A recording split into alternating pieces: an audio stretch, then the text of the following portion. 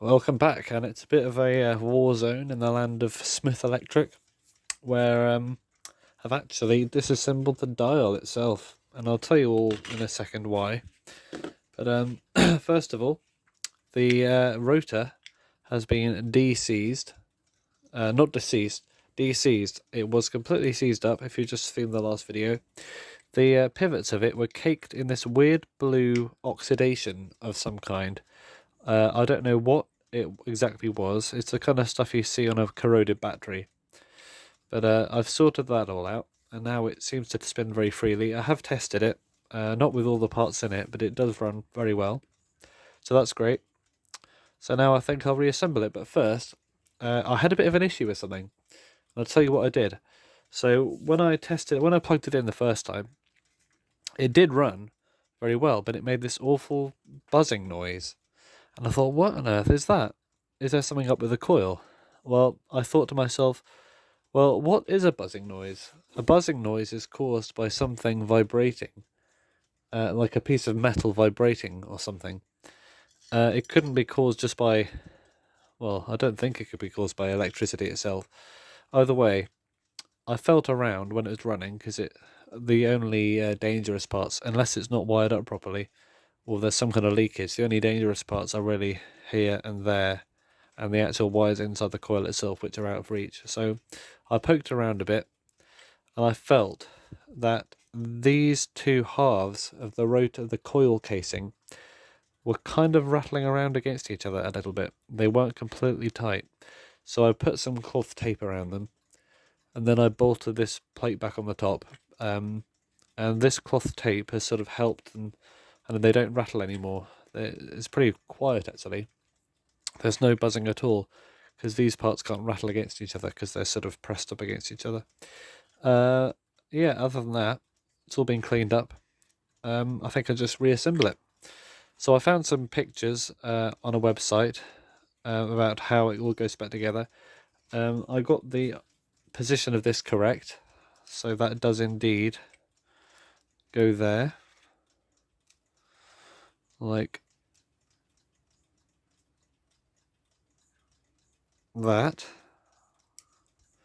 where the fingers underneath the arc there, like that. Then there's this other wheel here. So what I'll do now is I'll actually put in this, which goes there, and there's a bearing on the end, a little bearing, brother bearing, right there, and that goes up against there. Then there's this part here, which I believe goes this way up, unless I have not remembered correctly. Oops, bearing came out again.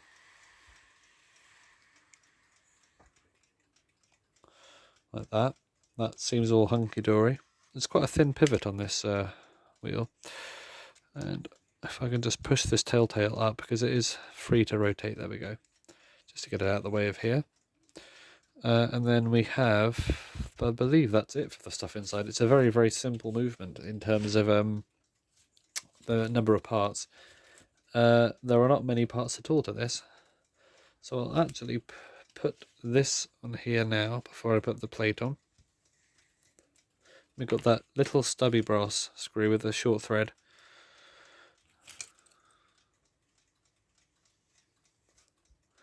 It's difficult to see because my eyes aren't where the camera's pointing.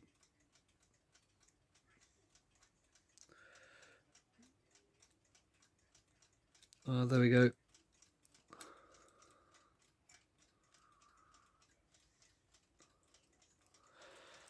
Let's do it up nice and tight. And this is a sort of springy end.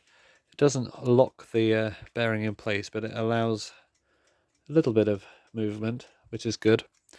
But of course it does not mean it falls out the end like it just did before. So this spinning very freely, that's good. The telltale in the middle spins freely anyway. Rotor's good, so I think it's all time. I didn't remove the center wheel, I left it on here, but I didn't really need to remove it. I'll put a bit of oil in this end here, I just reattached that earlier, that little finger, but there's a little silver part there inside. If you watch the disassembly video, you can know exactly what's going on under there. And then this just pops on top of here. I don't think I've missed anything else out. It's a very, very simple device. And with the bijou movement that came later, it actually was a bit of a downgrade in terms of simplicity, because the bijou did not have worm drives in it. It was all just regular gears, wheels and stuff. But the bijou is probably the most common Smith's electric movement in a synchronous clock you'd find. I don't know if they outproduced it with the later ones. I doubt it, to be honest, because the bijou was a very long-lasting and very successful design. It's got a it's quite a compact, hence the name. Put this in here.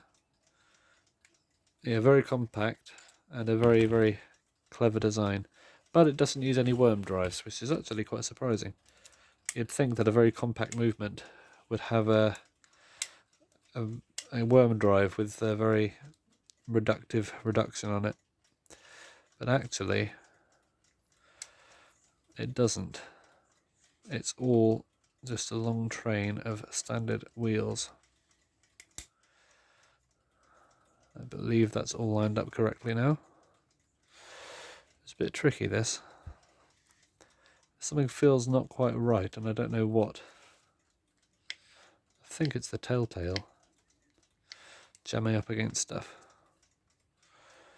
It might just be these shoulders on the pillars are quite awkward.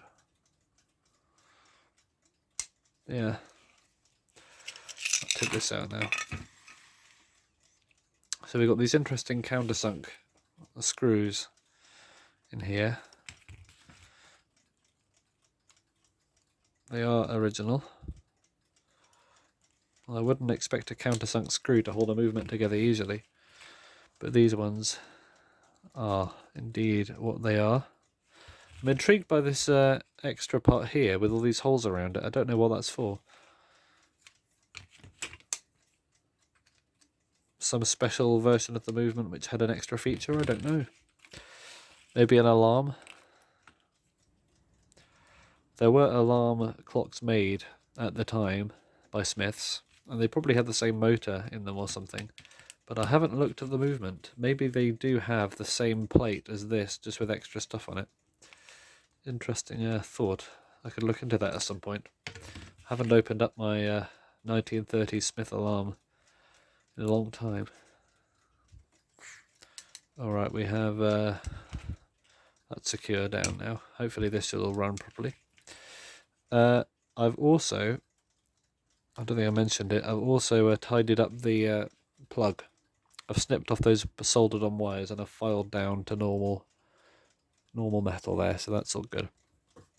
Because I do have a plug that fits on there. It's a little one that came with a Temco clock. It's got TMC for Telephone Manufacturing Company. That fits on there very nicely. So I believe this is this part of the movement ready. I can probably put this in the shroud now because it's nice and easy. So if I just put this in that Bakelite case, shroud, you could call it. And then we got these annoying deep set bolts. So let's put one there.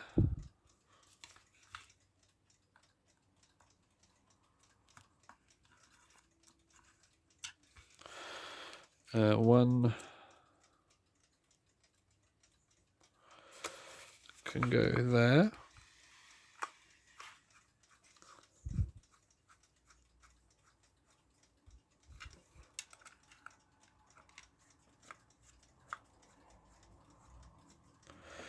And one more.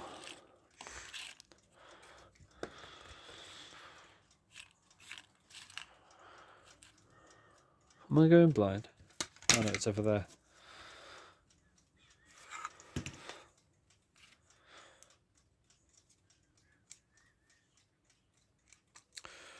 Now I disassembled the dial of the clock. I wouldn't usually, because it's got 4 little screws that can easily get lost, and also the dial paint itself is very delicate and can easily get peeled off. But the dial itself is composed of 2 parts. It's got this white painted metal bit at the back, it's brass. And then we got this ring of numerals, chapter ring, screwed onto the top of it. But under here was lots of more of that green corrosion, and it was sort of spilling out underneath, so I thought, well, I may as well clean that, get it apart because I can. Right, I believe this should all be good. So let's line up the telltale to the middle of the movement. Line it up with the minute hand. I believe that's where the indicator is. Like that.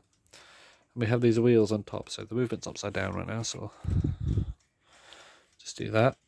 And we have, if I remember correctly, lots going on. So we've got that one there, that one on there, and under here, actually, I should not have taken that off yet. We have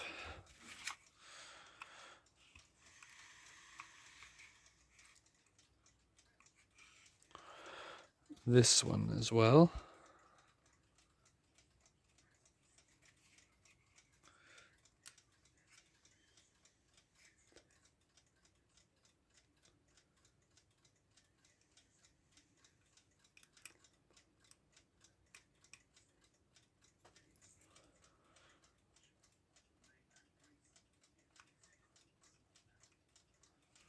Like that, and it sort of keeps everything down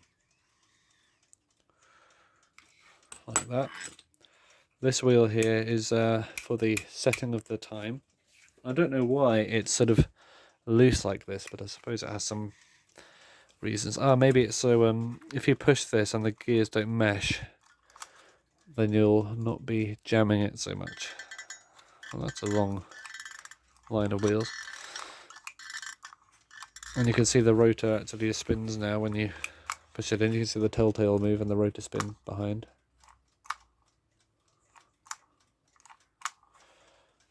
See the rotor spin under there somewhere. We got this.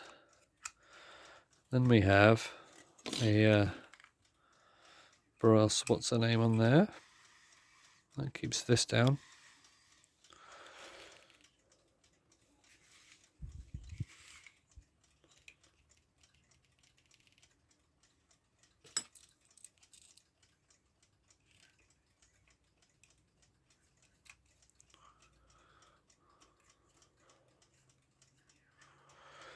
Like that. Very good. Right, what's next? Line this up. I feel like this is going to be a bit of an issue. It's very, very slidey around. Oh well. I'm sure once it's in the clock it'll be all together. So let's put the dial back together now. So we have our dial. The screws come in from the back. So if we line up one of them, that'll help as a starting point.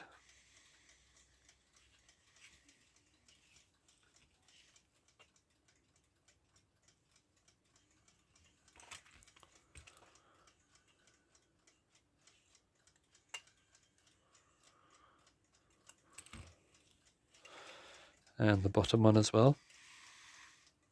It's a very nice design dial, this. It's quite a impressive piece. It alone has a bit of weight to it. It is I presume it's solid brass.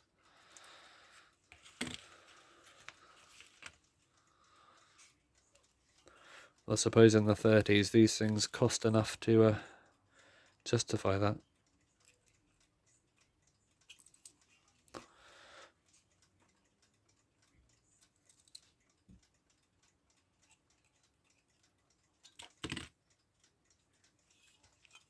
so that's alright. Yeah, it's a good looking dial. Give it a bit of a wipe on my knee. So I think now we have this springy washer, then the dial. Make sure to line it up with that little notch at the top. There's a bit of Bakelite that sort of fits in there, like that. And then we have a springy ring, which goes in like that. That's quite a clever feature, actually. It keeps the dial on there, all lined up and good. Oop.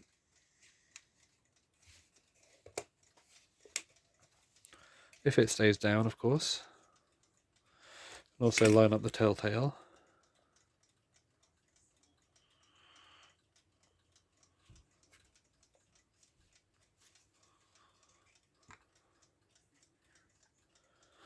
And now, I repaired this hour hand some time ago. I forgot to mention that it was broken originally.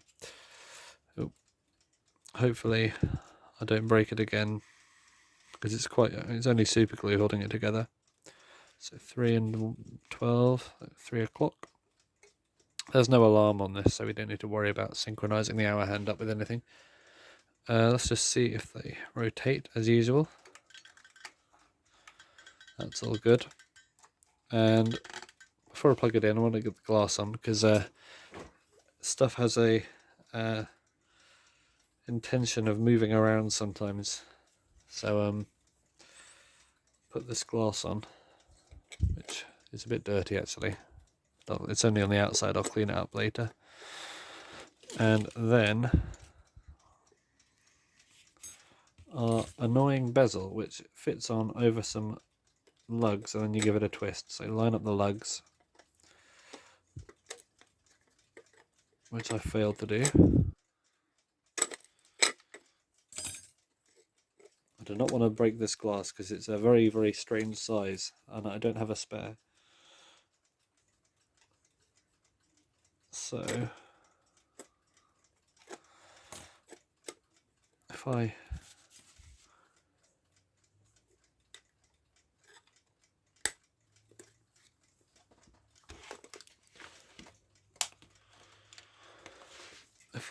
put it on there and give it a bit of a twist, I believe that we're fully assembled. So let's just give the hands a bit of a twist again. Oh no, our telltale's gone to the side. That's alright, we can just give it a tap to line it up in the middle. I'm pretty sure it shouldn't be that loose on the shaft, but I can't think of a way to solve that, to be honest. It was loose when I got it. I suppose it's just a matter of lining it up like this. This is an earthquake, you're fine. So before I put it in the case, I will just test it. So I'll take it out there, plug it in, and turn it on. Fingers crossed. Right, I can feel the electricity, so let's press the knob in and let go. Just like that. Okay, it's running. That's good. So I'll take it out again. And as you can see, the plug is actually posable, so you can pose it, I suppose. I don't know what the point of that is, to be honest. Maybe there are some case designs where the plug is downwards. Maybe there are some where it's... I'm not sure. Maybe it's a bit less stress if you yank it. I don't know. Well, I'm sure it has some benefit. So I'll put it in the case now, and then we can give it a proper test in the case, because it's fairly simple to take out the case. So let's pop it in there, line up the 9 and the 3 with the lines on the side. Zoom you out all the way. Yeah, it's a good looking case, that. It's a bit strange. It needs a polish, doesn't it? I'll polish it later. Just want to reassemble it now. Then we have some bolts going into the Bakelite. Got this rim on here.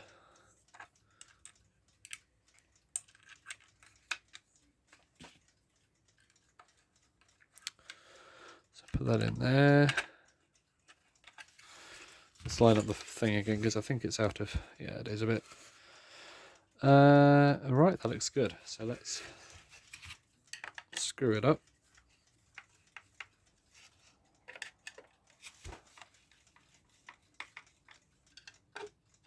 Don't want to over tighten it because I might put a bit too much stress on the threads in the Bakelite, but that should be good. So I'll line up the plug so it's straight, like that. 2 fangs and a cobra.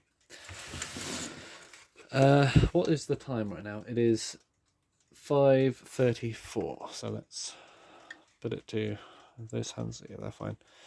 So we got 5:30. It's 5 now. Just like that. So I'll plug it in. So there's electricity in here now. Ooh. First of all, just tap this to the side to get the. There we go. The telltale is lined up in the middle. Very good. Don't know if this is a common issue with these, or if it is even an issue at all. Maybe it's part of the design. So then I push the knob in, wherever it is, and let go, and we have a running clock. So it is telling about half a minute behind now. So I'll just adjust that, and there we have it. So thank you for watching. The video has been slightly longer than I wanted, but we got it reassembled, and that is exactly the perfect outcome. So I'll leave it to run for as long as I can, and if anything happens I'll report back. If not, then assume that it's been working perfectly. So thanks for watching, and yeah, see you in the next one. Smiths, eh?